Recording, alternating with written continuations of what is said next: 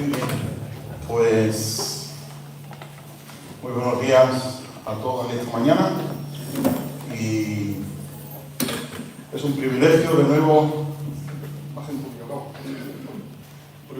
compartir la palabra con vosotros y poder dirigirme con lo que el Señor en primer lugar me ha enseñado a mí por medio de su palabra indudablemente, pero también lo que creo que es necesario que todos vayamos conociendo, ¿no? Y como ya sabéis, estamos con el libro de Apocalipsis, libro difícil, y tenemos por delante hoy un par de capítulos también un poco complejos. Os iba a decir, abrid vuestra Biblia, pero os voy a pedir hoy que no abráis vuestra Biblia todavía, ¿sí? Quiero que después, cuando yo acabe de leerlo, porque lo voy a leer en otra versión y quizá te despistes, ni me hagas caso a mí lo que estoy leyendo, ni te centres en lo que tú estás leyendo, ¿vale? Entonces yo lo voy a leer en una versión más dinámica y después abrimos nuestra Biblia y hacemos el estudio bíblico que corresponda y ya está. Lo voy a hacer así por una razón sencilla, porque muchas veces el lenguaje que usamos difiere un poquito del lenguaje que tenemos en la escritura. No es lo que sea malo, indudablemente, al contrario, es de calidad excelente, ¿no? Pero muchas veces hay cosas que nos despistamos un poquillo y quizás, y a mí me pasa, no sé si a vosotros pasa, pero a mí al menos me pasa, y es que estoy ya tan acostumbrado a leer ciertos versículos que ya, no, como si fuera una rutina, y lo leo luego en otra versión y digo, ostras, no me he dado cuenta de esto de esta vez, ¿no? Así que os invito por una vez que me escuchéis, ¿vale? Y un poco emulando lo que la iglesia primitiva hacía. Uno leía y el resto escuchaba solamente, porque no tenían pergamino, ni papiro, ni nada de eso para tener allí delante para leer, ¿no? Como tenemos nosotros. Así que os pido la máxima atención. Estamos en el capítulo 8 y capítulo 9 de Apocalipsis. Cuando el Cordero rompió el séptimo sello, todos en el cielo guardaron silencio durante media hora. Entonces vi que se le dio una trompeta a cada uno de los 7 ángeles que estaban de pie delante de Dios. Después vino otro ángel con un incensario de oro, y en ese incensario pusieron gran cantidad de incienso para que fuera ofrecido sobre el altar junto con las oraciones del pueblo de Dios. El aroma de los perfumes subió de la mano del ángel junto con las oraciones hasta la presencia de Dios. Entonces el ángel tomó el incensario, lo llenó con los carbones encendidos que estaban sobre el altar y luego lo lanzó todo sobre la tierra, y por todos lados hubo un fuerte ruido de truenos, relámpagos y un temblor de tierra. Después los 7 ángeles que tenían las 7 trompetas se dispusieron a tocarlas. El primer ángel tocó la trompeta y desde el cielo cayeron granizo y fuego mezclado con sangre. Se quemó la tercera parte de la tierra y también la tercera parte de todos los árboles y toda la hierba verde. El segundo ángel tocó la trompeta y fue lanzado al mar, algo parecido a una gran montaña envuelta en llamas. Entonces la tercera parte del mar se convirtió en sangre. Murió la tercera parte de todo lo que vivía en el mar y fue destruida la tercera parte de los barcos. Cuando el tercer ángel tocó la trompeta, una gran estrella que ardía como una antorcha cayó del cielo sobre la tercera parte de los ríos y de los manantiales. Esa estrella se llamaba Amargura. Y la tercera parte de las aguas se volvió amarga y mucha gente murió al beberla. El cuarto ángel tocó la trompeta y la tercera parte del sol, de la luna y de las estrellas quedó dañada y dejó de alumbrar. Una tercera parte de ellos quedó a oscuras, de modo que la tercera parte del día permaneció en tinieblas, y lo mismo pasó por la noche.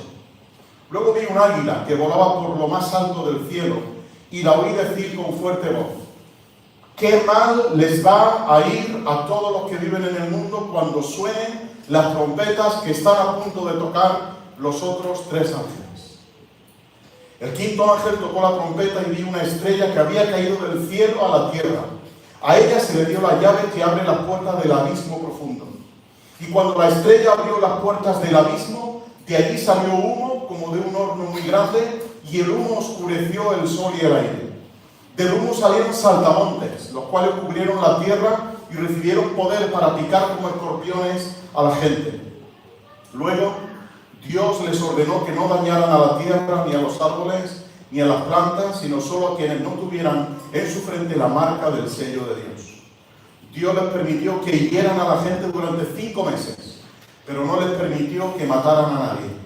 Y las heridas que hacían los saltamontes eran tan dolorosas como la picadura de los escorpiones. En aquellos días la gente querrá morirse, pero no lo conseguirán. Buscará la muerte, pero la muerte huirá de ellos. Los saltamontes parecían caballos de guerra, listos para entrar en combate.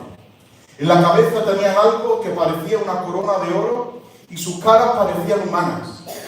Tenían cabello como de mujer y sus dientes parecían colmillos de león. Sus cuerpos estaban protegidos con algo parecido a una armadura de hierro y sus alas resonaban como el estruendo de muchos carros tirados por caballos cuando entran en combate. La cola tenía un aguijón como de escorpión, con el que podían dañar a la gente durante 5 meses.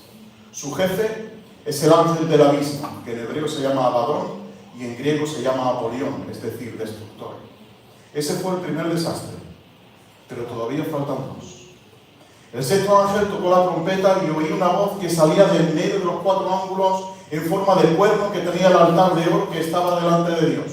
La voz le dijo al sexto ángel que había tocado la trompeta: suelta a los 4 ángeles que están encadenados a orilla del gran río Éufrates. Entonces el sexto ángel soltó a los 4 ángeles para que mataran a la tercera parte de los seres humanos, pues Dios los había preparado exactamente para esa hora, ese día, ese mes y ese año. Y oí el número de los que peleaban montados a caballo. Eran 200 millones de soldados. Los soldados que vi montados a caballo llevaban en su pecho una armadura de metal roja como el fuego, azul como el zafiro y amarilla como el azufre. Los caballos tenían cabeza como de león y de su boca salía fuego, humo y azufre. La tercera parte de los seres humanos murió por causa del fuego, del humo y del azufre. Las colas de los caballos parecían serpientes cuyas cabezas causaban la muerte. Es decir, los caballos tenían poder en la boca y en la cola. El resto de la gente, es decir, los que no murieron a causa del fuego, el humo y el azufre, no dejaron de hacer el mal, ni dejaron de adorar a los demonios y a las imágenes de dioses falsos. Al contrario, siguieron adorando esas imágenes de piedra, de madera y de oro, de plata y bronce, imágenes que no pueden ver, ni oír, ni caminar. Esa gente no dejó de matar, ni de hacer brujerías, tampoco dejó de robar, ni de tener relaciones sexuales prohibidas. Pues hasta aquí los capítulos 8 y 9. Ahora ya podéis abrir vuestra Biblia para llegar adelante si queréis, para ir siguiendo un poco así más comprensible, así una lectura larga. Pero voy a decir una cosa: en la escuela mi costumbre, al menos como maestro, es leerle a los niños al menos media hora. Tenemos que acostumbrarnos a oír también, ¿sí? Es importante oír y seguir con la imaginación todo lo que se nos va contando, ¿no? Así que trabajemos también ese aspecto. Bueno, como veis, hemos visto en el capítulo 7 y avanzamos hasta el capítulo 8, versículo 1, y nos quedamos en aquel silencio que había como por media hora.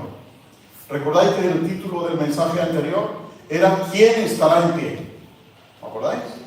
Y vimos que los que estaban en pie eran los ángeles, era el Cordero y era el pueblo de Dios. A la pregunta que lanzaba Juan en el 6:17, que ha llegado el gran día de su ira, ¿quién podrá sostenerse en pie? Vimos en el capítulo 7 quién puede sostenerse en pie. Y acabamos el capítulo 7 hablando de que nuestro futuro, el futuro de los hijos de Dios, el futuro del pueblo de Dios, es un futuro de descanso. Es un futuro de tranquilidad. Es un futuro donde Dios va a enjugar todas nuestras lágrimas. Donde el Señor, el propio Cordero, va a hacer de pastor y nos va a pastorear. Nos va a guiar a fuentes de agua de vida. Ya no tendremos hambre, ya no tendremos sed. El sol no nos va a golpear más. No vamos a padecer de ningún ardor en nuestro cuerpo, sino que el Señor nos va a librar de todo mal y va a restaurar un mundo caído un planeta caído como es el nuestro, para hacer cielos nuevos y tierras nuevas, y donde podremos disfrutar de su presencia para siempre, en paz, y disfrutando de la plenitud del ser humano que en este mundo, a causa del pecado, no podemos tener, ¿no? Y hay un silencio en el cielo como por media hora. Ocurre esto, se desatan los sellos, acordad que nos quedaba uno, el séptimo, se han desatado 6 sellos, en el capítulo 7 nos quedaba el último sello, y cuando se abre el séptimo sello, dice Juan, se hace el silencio en el cielo como por media hora. Vimos que este silencio inusual en el cielo, porque en el cielo continuamente hay gente adorando al Señor, hay cánticos, hay reconocimiento al Señor, hay exaltación del nombre del Señor, hay clamor de adoración al Señor, pero por un momento hay media hora de silencio. Un silencio sepulcral, un silencio, como yo ayer tenía en mi casa que estaba solo y había un silencio, y el gato molestaba. Y ese silencio de vez en cuando nos viene bien, ¿no? Para hacer una introspección y pensar en ciertas cosas, ¿no? Pero cuando hay silencio en el cielo, cesa toda oración, cesa toda alabanza, porque hay un momento importante de preparación. Recordad en los salmos cuando de pronto están cantando y leemos ahí en nuestra Biblia, Selah es un silencio. Igual que en las partituras hay un simbolito que se pone para el silencio, ¿verdad? Pues igual, aquí hay alabanza continua y de pronto, silencio. Y hay un silencio en el cielo por media hora, que anuncia lo que va a venir, que anuncia algo importantísimo que va a ocurrir. Por eso hay que guardar silencio para estar atento a lo que viene. Y lo que hemos visto en el capítulo 8, capítulo 9, cuando se abre el séptimo sello, y después vienen todas las trompetas, siempre esta serie, ya sabes que están los sellos, están las trompetas y están las copas. Cuando llega el séptimo sello, se abren las 7 trompetas. Cuando llegamos a la séptima trompeta, se desencadenan las 7 copas, ¿vale? No significa esto que sea un orden cronológico, no significa que primero una cosa, después la otra, después la otra. Al contrario, lo que ocurre es que el segundo amplía el primero, es decir, en este caso las trompetas amplían los sellos y las copas amplían las trompetas. Es decir, que es una especie de espiral que va dando vueltas, ¿vale? Y va intensificando cada vez más el mismo acontecimiento. Y eso es lo que Juan nos relata en este capítulo 8 y capítulo 9. Y me llama la atención el séptimo sello, porque los anteriores han sido verdaderas catástrofes. Pero este sello, el séptimo sello, fijaos lo que dice. Había 7 ángeles delante de pie ante Dios, que tiene 7 trompetas, y hay uno con un incensario de oro. El incensario, los judíos sabían de qué estaba hablando Juan, ¿no? Nosotros, como no somos judíos, tenemos que saber, hacer un poco de imaginación. El incensario era un utensilio que había en el tabernáculo, en el templo, donde se ponía incienso precisamente, se le prendía fuego y subía humo. Un olor característico que tiene el incienso, que si queréis comprobarlo, pues os paséis en Semana Santa por Linares y oléis el incienso, ¿no? Y si no, compramos una barrita de estas que venden en los chinos, ¿verdad? La ponemos en la casa y olemos cómo huele el incienso, ¿no? Bien, pues ese incienso, el polvo que se volcaba en un plato, en una especie de fuente, de cuenco, se volcaba en el incienso, se le prendía fuego y subía como un olor delante de la presencia del Señor. Y ese olor, ese perfume que subía, era una ofrenda de alabanza, una oración que se elevaba al Señor. Pero aquí ocurre algo. Y aquí lo que ocurre es que ese incensario lleva incienso, pero dice que se le ha volcado encima, se ha mezclado todo con las oraciones de los santos. Es decir, lo que vimos en el capítulo 5 y versículo 8, le dais la vuelta a la página y lo veis, en el capítulo 5, versículo 8, dice que los 24 ancianos se postraron delante del Cordero, teniendo cada uno una cítara y copa de oro llena de incienso, que son las oraciones de los santos. Y las oraciones de los santos tenían un contenido. Y el contenido era: ¿hasta cuándo, Señor, nos seguirás castigando, o hasta cuándo el Señor permitirá que esto ocurra, hasta cuándo no nos hará justicia. Ese es el clamor que ellos tienen, ¿no? El clamor de un pueblo que está pasando por gravísimos problemas, por una tribulación terrible, siendo perseguidos a espada por el Herodes de turno, ¿no? Y lo que ocurre es que su clamor, el clamor de venganza que tiene que hacer el Señor, es el que sube delante de la presencia del Señor, junto con ese incienso que se ofrece continuamente. Lo tenéis ahí en el capítulo 8, versículo 3. Se le dio mucho incienso para añadirlo a las oraciones de todos los santos. Y ese incienso sube delante de la presencia del Señor, versículo 4. Y ahora ocurre algo.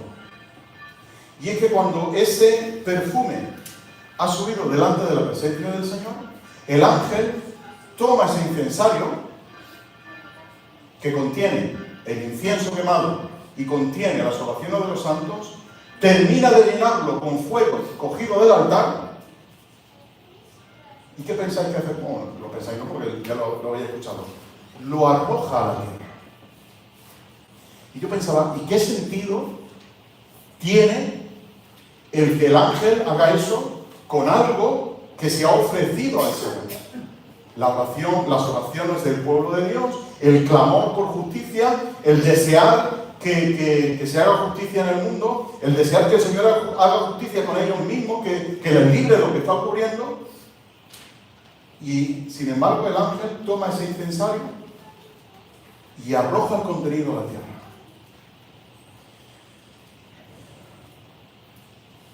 En primer lugar, pensaba, Dios acepta nuestras oraciones, tu oración y la mía, las oraciones del pueblo de Dios, Él las acepta como un perfume que sube delante de su presencia. Así que cuando ores, con más o menos estilo, con más o menos asiduidad, como cuando quiera que tú ores al Señor, tu oración es escuchada. Siempre. Y sube como un perfume delante de la presencia del Señor. Y cuando el Señor recibe tu oración, la recibe como un perfume, la recibe como un olor fragante, como algo que le agrada.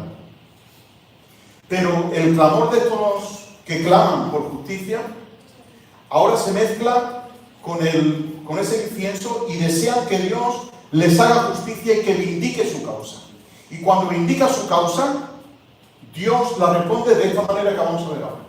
Por eso el ángel toma ese incensario y lo arroja contra la tierra, diciendo, estas oraciones que mi pueblo, que el pueblo de Dios ha elevado delante de la presencia del Señor, vuelven a la tierra, pero vuelven en forma de justicia y vuelven en forma de juicio. Así que Dios ha contestado la oración de estos que clamaban por justicia.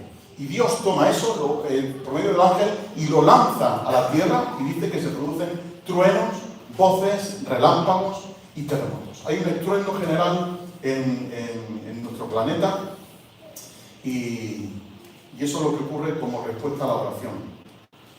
Así que, hermano y hermana, ¿tú dudas de que el Señor escuche tu oración? Si dudamos, no dudes. Por una sencilla razón. Porque esa oración ha subido delante de la presencia del Señor. Y Él va a contestar. Y tú dirás, ¿pero cuándo? No lo sé. Pero el Señor va a contestar. No lo dudes. No lo dudes. Él va a estar ahí escuchando tu oración como un perfume. Y luego decir, a mí me gusta, y mi amigo José lo sabe, ponerme perfume. Me encanta el olor a perfume, me gusta oler bien, ¿no? Cuando alguien se te acerca con perfume, y yo felicito a José muchas veces que viene con un olor a perfume que me encanta, ese olor te despierta, ¿no? Y te hace sentir, pues, nuestra oración sube como un perfume delante de Él. Él la recibe, la toma y empieza a sumarla a ese incensario. Y en el momento justo hay la justicia. No te preocupes, Él que hará justicia. Si tu causa justa, indudablemente. No va a pedir que el Señor permita que me corte un tobillo, eso no es justo, ¿no? Justicia es clamar por lo que debemos de clamar, ¿no? Así que no dudes de tus oraciones. Espera. El Señor hará justicia. Decía un escritor que las oraciones de los santos vuelven a la tierra en forma de cólera, en forma de ira de parte de Dios. Pero suena una trompeta, lo hemos visto también ahí en el versículo 8 en adelante. Suena una trompeta. La trompeta se ve que tiene una función muy clara, ya lo hemos dicho muchas veces y no me voy a entretener. No era una trompeta como la que conocemos hoy día, con pistones y todo esto, sino un cuerno de carnero que se hacía sonar, y uno de los propósitos de las funciones que tenía el hacer sonar ese cuerno, esa trompeta, era avisar de un peligro. Venía un enemigo y había que avisar al pueblo que estuviera preparado. Se hacía sonar el cuerno, ya todo el mundo sabía de qué iba el tema, ¿no? Era un sonido diferente a cuando se llamaba la oración. Cuando se llamaba la oración con un cuerno, sonaba con unas pautas diferentes y con una longitud de onda diferente a cómo se hacía para avisar contra la guerra, ¿no? Pero la trompeta que suena aquí, las que han sonado ahora y las que vamos a ver, las trompetas que suenan aquí son para juzgar el pecado. Dios viene para juzgar el pecado, ese es el propósito. Y el juicio viene contra un mundo, contra una raza humana que se empecina a seguir pecando. Y ahora lo vamos a ver. Un mundo que se obstina en darle la espalda a Dios. A un mundo que decide definitivamente decirle no a Dios. Que no está contento con Dios, que no le interesa a Dios. Los ateos, a que no discuten sobre unicornios y hadas y duendes, ¿a qué no? Porque no existen. Sin embargo, lo va a discutir continuamente de Dios y será porque Dios existe, ¿no? Porque no va a entablar una conversación con ellos de unicornios, de hadas y de duendes, ¿no? Y aún así, teniendo conocimiento de que Dios existe, la gente se empecina en darle la espalda. Y llega el momento en que Dios va a hacer justicia y decir, vale, pues hasta aquí, voy a seguir dando avisos. Y estas trompetas son avisos contra un pueblo, contra un mundo que no toma las precauciones necesarias, contra un mundo que decide voluntariamente darle la espalda a Dios. Y por eso no se puede culpar a Dios de las consecuencias, porque Dios no castiga sin avisar. Dios avisa, y estas trompetas son un aviso de lo que ha de venir, ¿no? Recordad, por ejemplo, el profeta Ezequiel, en el capítulo 33, Dios le dice a Ezequiel, ve y predica a un pueblo que no te va a escuchar, que no te van a hacer caso, pero aún así predica, porque si no predicas, yo voy a mandar su sangre de tus manos. Ahora, si tú predicas y ellos no hacen caso, tú estás libre de la sangre de ellos, ¿no? Pues las trompetas tienen esa función, avisar del peligro que viene. Cuando empecemos a ver las trompetas, algunos sonará o recordará al libro del Éxodo, las plagas.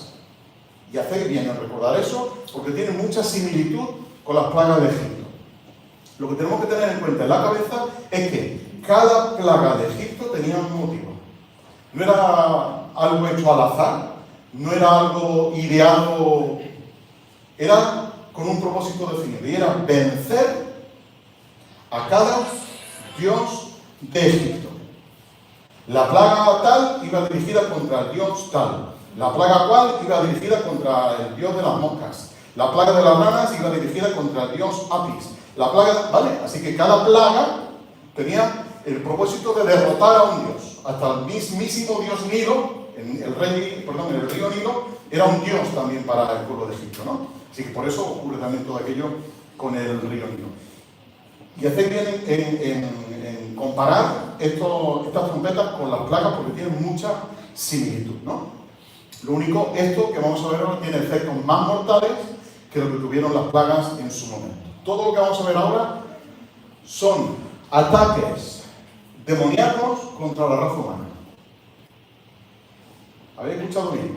Ataques demoníacos contra la raza humana.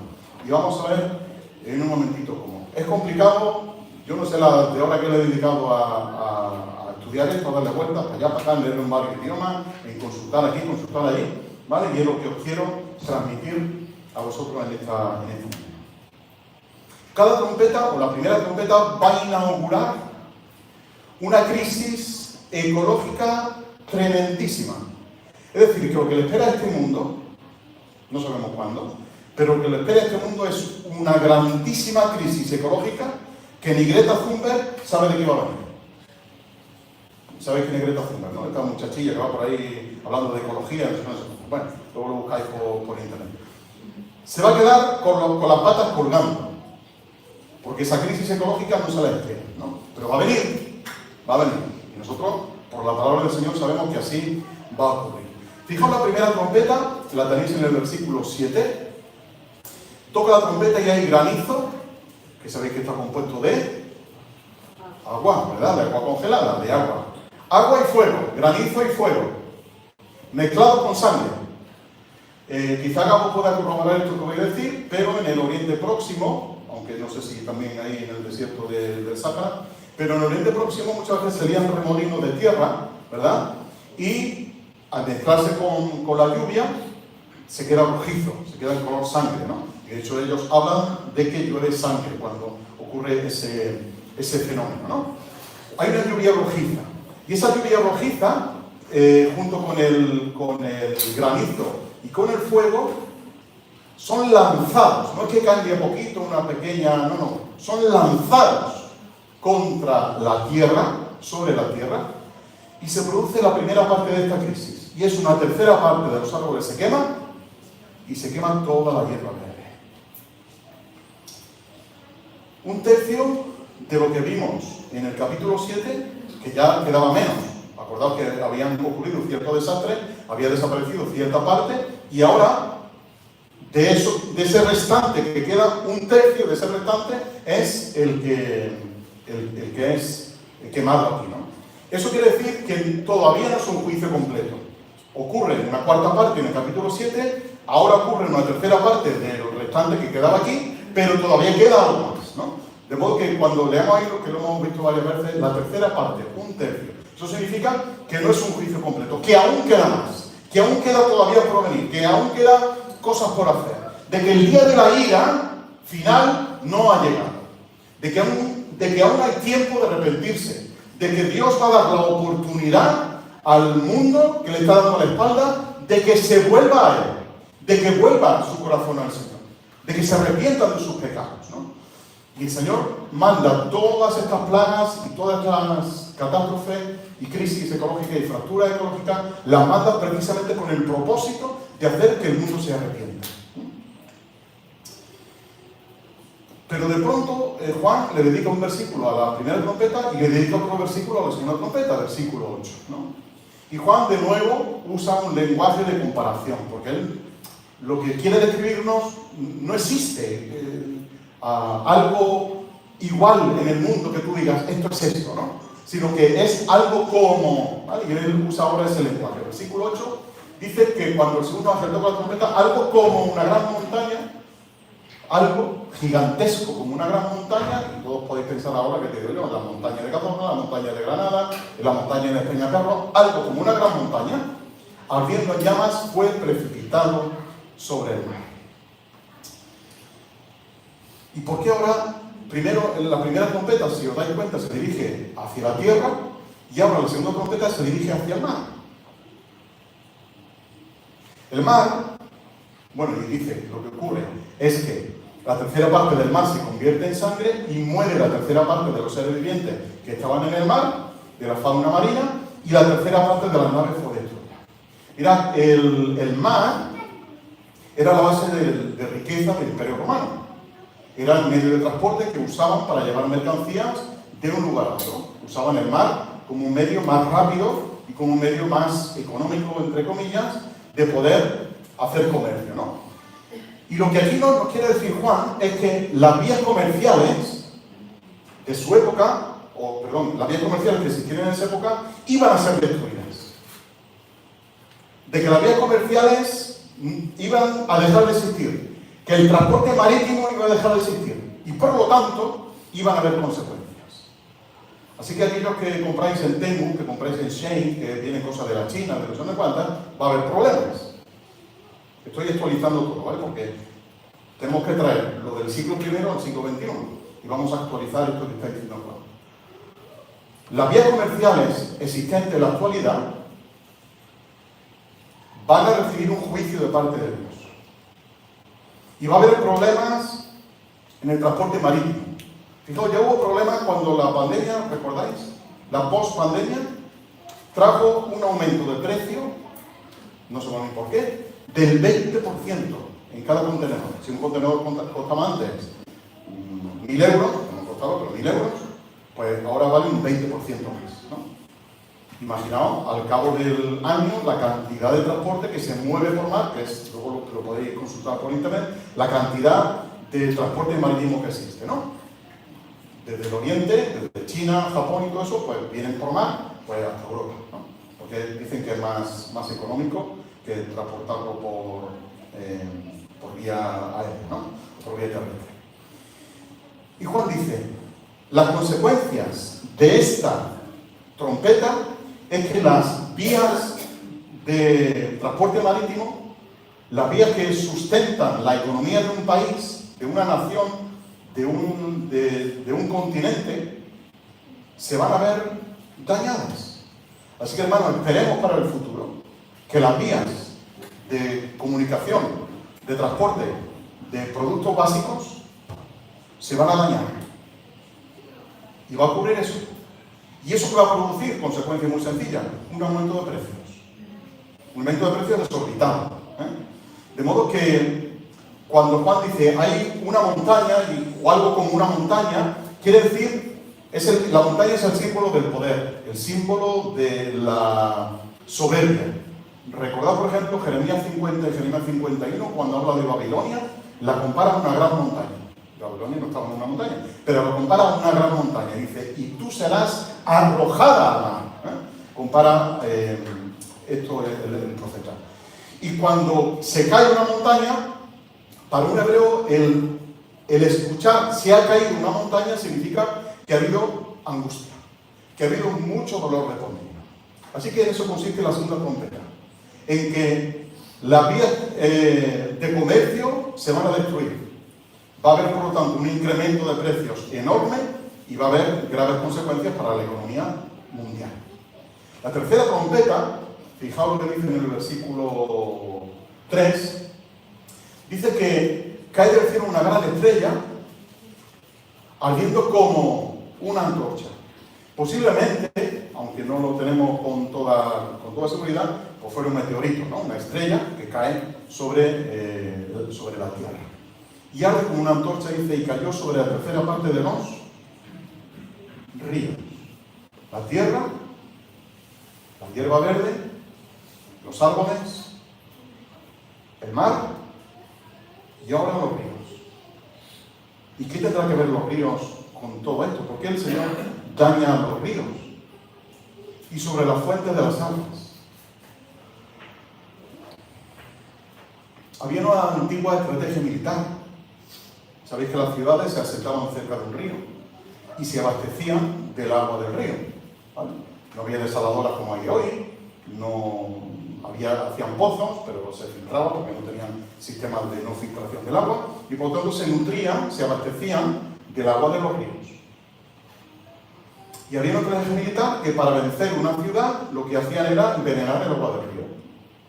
Tú no puedes beber del agua, necesitas salir de la ciudad para buscar agua en otro sitio y en cuanto salgas te pillamos, ¿no? Así que era una estrategia militar antigua que era eso, concretamente envenenar las aguas que abastecían a una ciudad. ¿Recordáis un capítulo en el libro del Éxodo también donde ocurre algo similar? Las aguas amargas, las de Mara, ¿recordáis? ¿Recordáis un personaje del Antiguo Testamento que dijo, no me llaméis más no sé qué, llamadme Mara porque el Señor no es mío, ¿verdad? En el libro de Ruth tenéis ese episodio, ¿no? Así que posiblemente sea una especie de meteorito que va a contaminar los abastecimientos de agua, lo que se llama las fuentes de agua, y quizá cuando eso ocurra y estemos por Cazorla y vayamos a beber de la fuente, sea un agua amarga, sea un agua contaminada, sea un agua que no podamos disfrutar. Incluso a lo mejor hasta el propio agua que le abramos del grifo, pues venga también contaminada. Y eso va a generar que cierto dolor, cierta amargura, va a generar el desabastecimiento de agua y por lo tanto, de nuevo, un incremento de precios del agua. Pero hay algo más. Y es que en esta época había muchas naciones que adoraban a los ríos y adoraban a la fauna marina, a los peces, porque los consideraban dioses, ¿no? Entonces Dios de nuevo, igual que hizo en Egipto, Dios de nuevo derrota a estos dioses contaminando el agua, contaminando los ríos y contaminando las fuentes de las aguas, ¿no? Así que de nuevo, más contaminación. Ha habido una contaminación en la tierra, ha habido una contaminación en el mar, ha habido una contaminación en los ríos. Y dice que esa estrella que cae es ajenjo. Ajenjo es amargura. Y era una planta que se usaba antiguamente precisamente para generar amargura en las aguas, ¿no? Y generar también veneno para esas aguas que básicamente eran inservibles, ¿no? Y dice Juan que como consecuencia de eso, muchos hombres mueren a causa de esas aguas porque se hicieron amargas.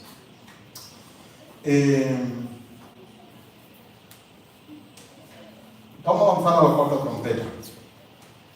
La cuarta trompeta tiene que ver, estaba buscando una nota que yo había hecho por aquí, pero que no la encuentro ahora mismo. Pero si la encuentro después me viene a la mente o la notificaré. Vale, aquí está. La cuarta trompeta tiene que ver con no ahora la tierra, no el mar, no los ríos, sino el sol, la luna y las estrellas. Un alcance cósmico es lo que aquí tenemos. Y esa cuarta trompeta, que trae oscuridad sobre la tierra, ya lo dijo el Señor Jesús en Mateo capítulo 24, que en los tiempos finales el sol se oscurecerá, la luna no dará su resplandor. Ya conocéis todo esto, ¿no? Mateo 24, 29. Y la oscuridad en la Biblia es un símbolo de juicio, es un símbolo de que lo que va a venir sobre la tierra es un juicio de parte de Dios. Va a haber, por lo tanto, escasez de energía solar. Y de nuevo tenemos un problema económico. Ya le pusieron un impuesto al sol, ¿recordáis?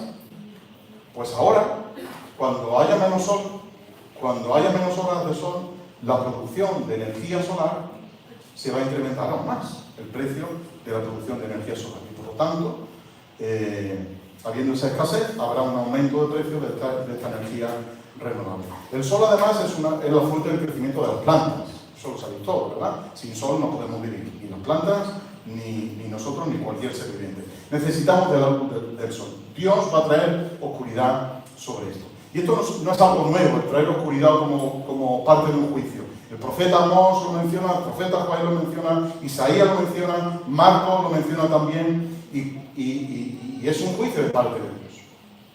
Ahora, leía a un comentarista que me hizo ver una cosa que ni siquiera había apreciado y que me parece muy interesante. Y es lo siguiente. ¿Por qué el hombre, el ser humano, viviendo en la tierra, no es castigado con cosas de la tierra, sino que Dios encima toca al sol, toca la luna y toca las estrellas? Y se ve afectado el sol, la luna y las estrellas. Dios tiene un pacto con el sol, con la luna y con las estrellas. Y lo dice en Jeremías 33:20, no lo busquéis, lo leo. Si pudierais, dice el Señor, si pudierais romper mi pacto con el día y con la noche, de modo que uno no siguiera al otro, el ciclo del día y de la noche, si pudierais romper mi pacto con el día y con la noche, de modo que uno no siguiera al otro, solo entonces, esto es lo de su pueblo, solo entonces se rompería mi pacto con David. Así como yo no cambiaría las leyes que gobiernan el día y la noche, la tierra y el cielo, así tampoco rechazaré a mi pueblo.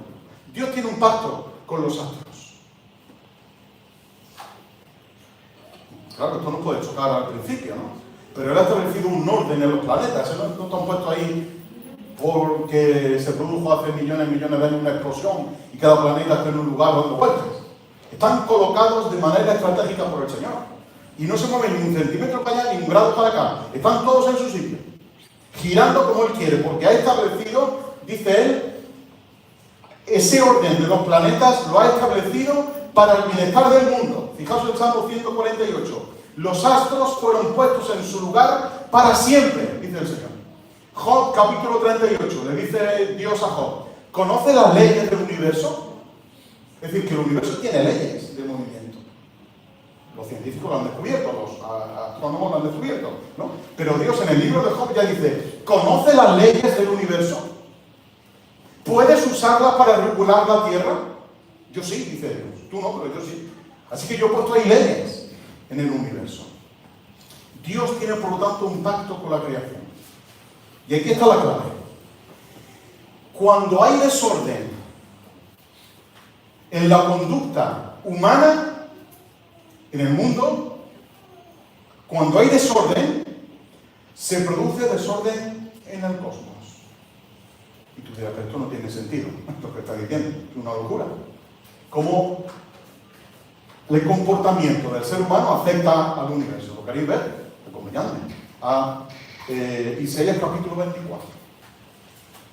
Isaías 24. Yo me quedé con las patas colgando igual que vosotros estáis ahora mismo, ¿no? Isaías 24, versículo 3.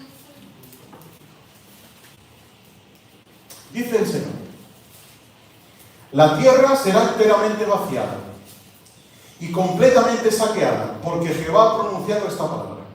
La tierra estuvo de luto y se marchitó, enfermó, se angustió el mundo, se marchitaron los nobles del pueblo de la tierra, y la tierra se contaminó bajo sus moradores, porque transgredieron las leyes, violaron el estatuto, quebrantaron el pacto sempiterno. Por esta causa, porque el mundo estaba contra Dios, está contra Dios, por esta causa la maldición consumió la tierra, ya que sus moradores fueron hallados culpables.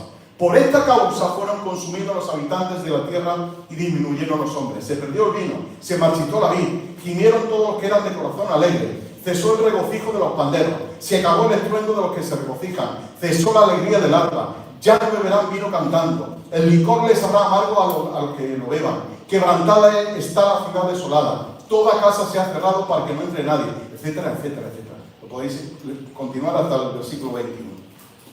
Y va a haber, versículo 17, terror, foso y trampa.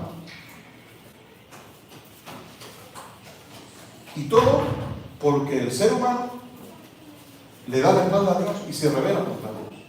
De manera que tiene efectos en nuestro mundo, tiene efectos en nuestro planeta Tierra, el hecho de que el hombre y la mujer le den la espalda a Dios. ¿Os acordáis de Pablo cuando habla en Romanos capítulo 8? ¿Qué hace la creación? ¿Qué está haciendo la creación? Gime a una. Y gime como con dolores de parto porque desea la redención. Ella quiere ser también salvada como hemos sido nosotros. Sin embargo, está sufriendo las consecuencias del pecado que lo tenemos en Génesis, desde el Génesis capítulo 3. Cuando el hombre peca, ¿qué va a producir la tierra? Cardos y espinos, ¿verdad? Así que esta cuarta trompeta va dirigida a todo el cosmos. Y de pronto uno esperaría, leyendo lo que Juan nos está relatando aquí, de pronto uno esperaría que viniera la quinta trompeta, ¿no? Ha terminado la primera, la segunda, la cuarta. Uy, mira, no es de esos que se quedan aquí, qué alegría, porque con los tapones que se quedan de echar todo el agua así. Así que gracias, Cita, por comprar la de esta. Ocurre un interludio. Ocurre algo insólito. Y es que, versículo 13, yo sé que tenemos ahí la palabra ángel, pero leerlo como águila, ¿vale? Porque la palabra no es ángel como la que aparece como tal, sino que se refiere a un águila o a un buitre, ¿no? Pero no os preocupéis eso, ¿no? Eso no, quizás sea lo de menos. Hay un águila en medio del cielo, en el cénit del cielo, que dice a gran voz: ay de los que moran en la tierra. Les va a ir mal a los que moran en la tierra. Cuando leáis esto en el Apocalipsis, los que moran en la tierra son todos aquellos que están apegados al mundo, todos aquellos que les gusta el mundo, que les gusta el sistema del mundo y que viven a gusto con el mundo, ¿no? Son ese tipo, esa clase de personas, los que moran en la tierra. Y le dice: hay de esos, porque los siguientes toques que vienen son peores que los tres que hemos visto. Y tú vas a pensar, ¿qué es peor? Que la contaminación del agua, que la contaminación del mar, que la contaminación terrestre, ¿qué es peor que todo lo que hemos leído? ¿Qué es peor que todo eso? Pues lo que viene, dice el águila, es mucho peor. El águila era un símbolo, en aquella época era un símbolo de mal augurio. Es decir, tú veías un águila volando y la gente decía: algo malo viene. ¿Vale? Los buitres, dice el Señor, dan vueltas cuando saben que hay un carroña para comer, ¿no? Cuando hay algo muerto que pueden comer. El águila para el primer siglo era un mal augurio, de que venía algo peor. Y de que lo que viene tiene más virulencia todavía. Los juicios que van a venir son peores que lo que acaba de relatarnos Juan. Y a pesar de que a nosotros nos parezca que esto ya sería el colmo, ¿no? Y cuando dice, ay de los que moran en la tierra, yo me acordaba de lo contrario. Bienaventurados los que, ¿recordáis? Ay de los que, sin embargo el Señor a su pueblo dice, bienaventurados los que, ¿no? Así que yo no sé en qué parte estás tú, si entre los del ay, de los que moras en la tierra, porque te gusta lo que hay en este mundo y disfrutas con lo de este mundo y te olvidas de Dios, o eres de aquellos que dicen, no, yo soy bienaventurado, porque busco la justicia, porque amo al Señor, porque obedezco al Señor y porque para mí no me es más importante que el Señor, ¿no? Así que uno o está con los del ay o está con los de los bienaventurados, ¿no? Y lo que va a venir, capítulo 9 y versículo 1, es la quinta trompeta. Y de nuevo es una estrella que cae del cielo hacia la tierra. Esta quinta trompeta, si luego leéis el capítulo 16 vais a ver muchas cosas similares, pero cuando lleguemos al capítulo referiré a este capítulo 8, ¿no? Pues esta trompeta nos habla de que viene un ángel. Viene un ángel, que es el que aquí Juan lo menciona como esa estrella, que luego aparece de nuevo en el capítulo 20, y un ángel que se le da la llave del pozo del abismo. Aquí ya entramos en un terreno difícil, ¿no? El abismo es la habitación de los demonios. Hermano, lo voy a decir muy claro, los demonios existen. ¿Sí? Los demonios existen. Y los espíritus malos existen. Ahora, están resguardados en el abismo. ¿Dónde está el abismo? No lo sé. En el abismo, dice la palabra del Señor. Están resguardados ahí. Y va a llegar un momento en la historia de nuestro planeta Tierra en que Dios va a desatar, va a abrir las puertas del abismo. Lo estamos leyendo en el capítulo 9. Y todos esos espíritus malignos, todos esos demonios, todas esas entidades espirituales de maldad van a salir al planeta Tierra y van a producir este tipo de cosas. ¿Lo puedes creer o no lo puedes creer? A mí me da igual si a mí me crees, porque yo no quiero que me creas a mí. Quiero que creas la palabra del Señor. Y hay espíritus encadenados, sujetos por el Señor. Y va a llegar el momento en que el abismo se va a abrir. Dios va a permitir que ese abismo se abra y empiecen a salir, como ahora vamos a ver, esas huestes de maldad. Así que no nos extrañemos, tampoco no nos asustemos, puesto que estamos resguardados de todo esto, ¿no? El abismo es la habitación de los demonios. Es el lugar de destino del diablo y de sus ángeles. Luego lo veremos en el capítulo 20.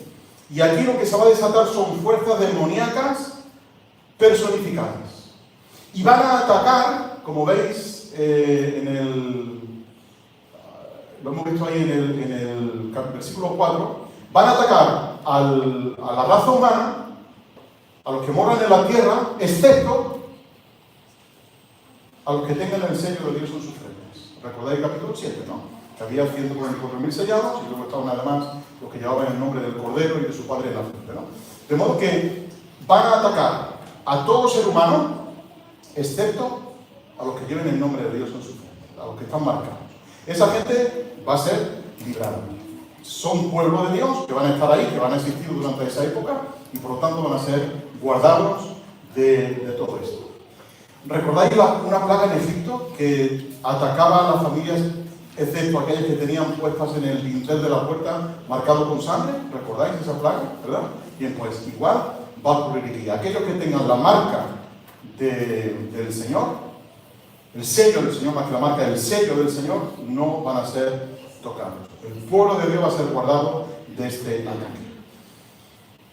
Y el abismo va a quedar vacío de seres malignos espirituales. Va a quedar vacío. Van a estar por toda la faz de la tierra, haciendo daño y haciendo mal sobre el mundo. Y van a empezar a organizarse para la final batalla contra Jesucristo. Esto no es ciencia ficción. ¿Entendemos? Esto no es ciencia ficción. Esto es lo que va a ocurrir en el futuro, porque lo dice la palabra del Señor.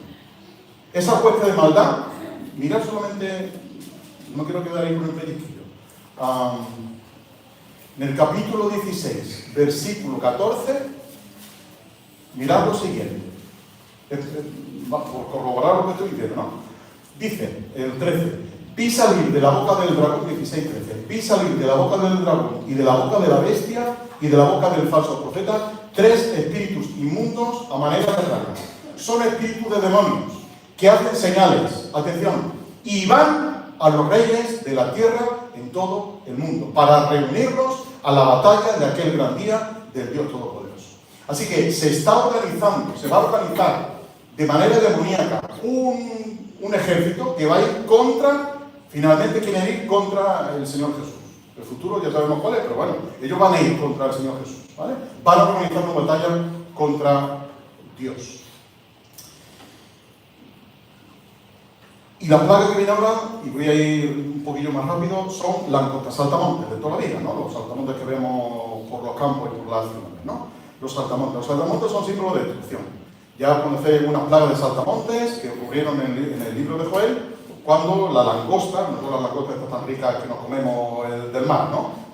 Estas langostas son los saltamontes, ¿no? Entonces, cuando venía una plaga de saltamontes, lo destruían absolutamente todo, destruyen la hierba, destruyen los árboles, lo arrasan completamente todo. Pero estas langostas, curiosamente se dice que no toquen la hierba. No tiene su función normal de destruir la hierba. Lo que van a hacer es atacar al ser humano, picar al ser humano, causarle tormento al ser humano durante 5 meses, que es el periodo de vida de un saltamontes, y causar tormento al ser humano, pero un tormento, dice, como si fuera de un escorpión. A mí nunca me ha picado un escorpión, a ti te pega uno. Y el dolor de un escorpión, por lo que dice, y si no después le preguntamos a Gabo, es... Duele hasta el hueso. Duele hasta el hueso, duele hasta el alma, duele profundamente, es un dolor muy agudo, es un dolor punzante, es un dolor que está ahí, ¿vale? Y dice, no toquéis la hierba, no comáis la hierba, vais a picar al ser humano. Y dice Juan que están organizados porque tienen un rey. Y el rey que llevan delante se llama Abdón. Y en griego, versículo 11, y en griego se dice Apolión. Lo dice en los dos idiomas para que no quede duda, ¿no? Que significa destrucción. Esta palabra significa destrucción. Es decir, que son seres inteligentes. Agárrate al banco, ¿vale? Lo que va a venir, son seres inteligentes. Humanamente indestructibles. Dotados de capacidad para organizarse. Con una violencia, una furia y una crueldad que van a torturar física y mentalmente a la raza humana. Durante un periodo determinado de tiempo. En este caso dice que son 5 meses, porque es el periodo de vida de estos saltamontes. Están dirigidas por el ángel del abismo, que se llama destrucción. Apolo era el dios de la fuerza destructiva de esa época, ¿no? Y además se representaba encima como un saltamonte, como una langosta. Así que más prueba de que va Dios contra ese dios Apolo también, ¿no? Y el diablo, dice Jesús, no viene sino para, ¿recordáis? Hurtar, matar y destruir. Así que lo que va a venir viene impulsado por fuerzas del demonio, por fuerzas demoníacas. Y claro, va a producir dolor en la gente y va a picar a la gente. Y la gente va a ir en busca de remedio al médico. Y cuando todo el mundo esté infectado por esa picadura, se va a producir lo que conocemos recientemente de la saturación sanitaria. Y cuando haya saturación sanitaria, las farmacéuticas que van a hacer, las farmacéuticas van a buscarse la manera de buscar un remedio para esa picadura. De modo que las consecuencias que esto va a traer son tremendísimas, ¿no? Pero Curiosamente, esta gente no va a desear, o sea, va a desear la muerte, no va a desear... Fijaos el dolor tan grande que van a tener, que van a querer morirse. Pero dice, la muerte va a huir de ellos. No van a encontrar la muerte. ¿Vale? Y esta plaga tiene un día determinado, dice el versículo 15. Estaban preparados estos ángeles para la hora, el día, el mes y el año, a fin de matar a la tercera parte de los hombres. Nadie va a posponer esta plaga. Nadie. Ni la va a retrasar, ni la va a adelantar, ni la va a acortar. Tiene un tiempo determinado. Porque Dios preparó, dice, para esa hora, para ese día, para ese mes y para ese año. Así que es ineludible esto que va a ocurrir. Porque el fin viene cuando Dios lo termine, no cuando el ser humano lo diga. El fin viene cuando Dios diga. Ahora, pasamos a la última trompeta. Y con esto, después vamos a concluir de una manera más tal, ¿no? Porque a mí esto me pone un poco los vellos de punta. Pero la sexta trompeta, porque la séptima la veremos la semana que viene, Dios mediante, la sexta trompeta tiene que ver con juicio, desde luego.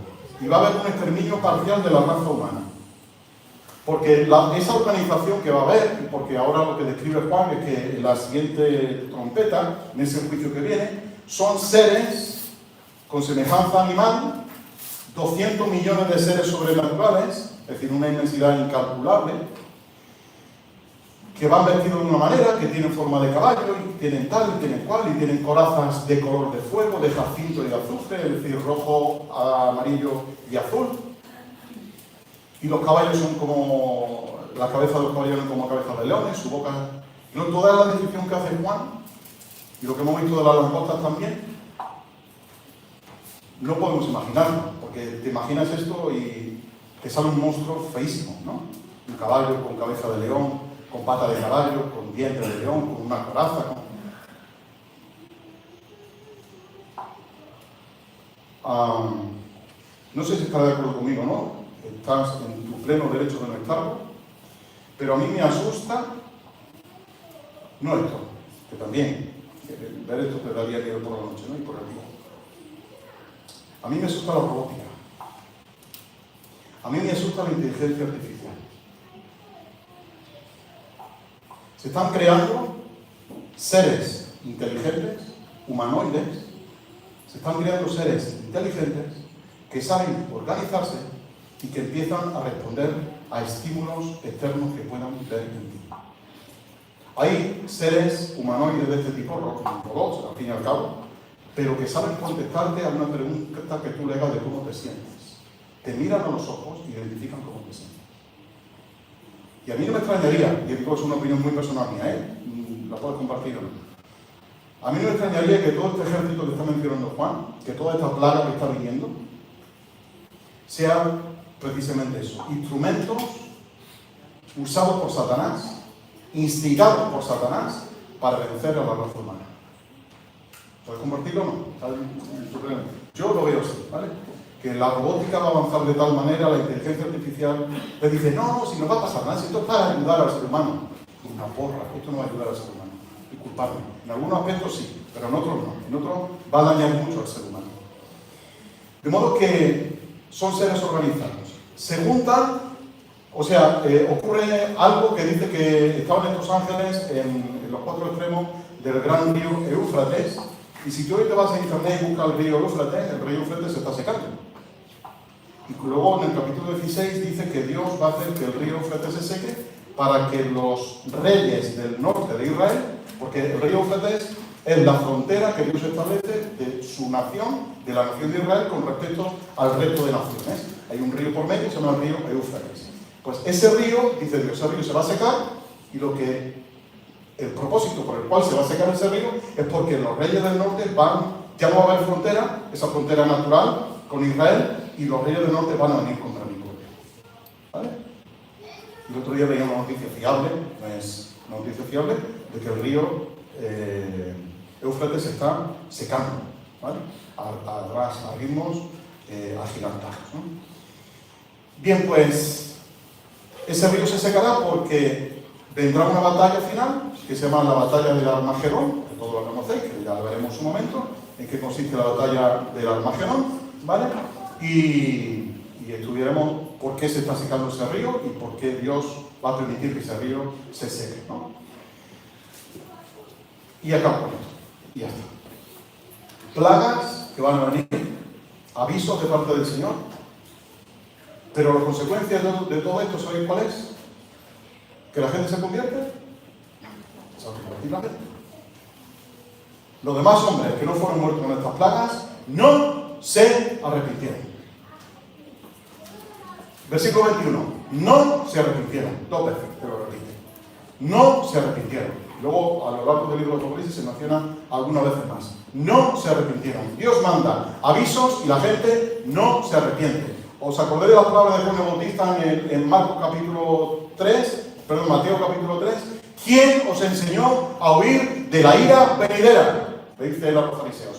¿Quién os enseñó? Sabéis que hay una ira venidera, lo sabéis. Y queréis huir de esa ira venidera, ¿verdad? Dice Pablo, Dios manifiesta su ira desde el cielo contra toda impiedad, contra todo pecado de los hombres. Y manifiesta su ira. Y la manifiesta de una manera que está produciendo decadencia moral en nuestro mundo. El mundo está cada día peor. El mundo no va a mejor. El mundo está cada día peor moralmente. Y el mundo va a un declive, va a un enfrentamiento directo con Dios. Y mi consejo final para ti en esta mañana es que escapes de la ira venidera. Que esto que hemos leído va a venir sobre la tierra. No lo dudemos, que esto va a venir. Escapa de la ira venidera de Dios. Huye de la ira venidera. Libra tu vida de las calamidades. Libra tu vida de los desastres que van a venir. Y acércate a Jesús. Acércate a Jesús porque Él es quien nos libra de la ira venidera. Lo dice Pablo en primera a los tesalonicenses. Que nos acerquemos a Jesús, que es quien nos libra de la ira venidera. Por eso dice Juan, o dice el Señor en el libro, en el Evangelio de Juan, el que decide no creer, porque lo toma como una decisión, no, yo no quiero creer, está bien. Dice Juan, el que decide no creer, la ira de Dios está sobre él, y ya está, no hay más, ¿no? Por eso, mi invitación en esta mañana, y como conclusión, que continuaremos la semana que viene, es escapa de la ira de Dios. Líbrate de la ira de Dios, líbrate de todo esto. Porque el pueblo de Dios va a ser librado de todo esto. Y la invitación de Dios para ti en esta mañana es líbrate de esa ira venidera que va a venir sobre todo el mundo. Y no es difícil pensar en lo que ha de venir, porque el mundo va encarrilado en una cuesta abajo y sin frenos. Que el Señor nos ayude, que el Señor te ayude a huir de la ira venidera. Y hermano, estamos agradecidos al Señor porque nos ha librado de la ira venidera. De que nada de esto que va a ocurrir al pueblo de Dios nos va a tocar. Vamos a estar librados de todo esto. Amén.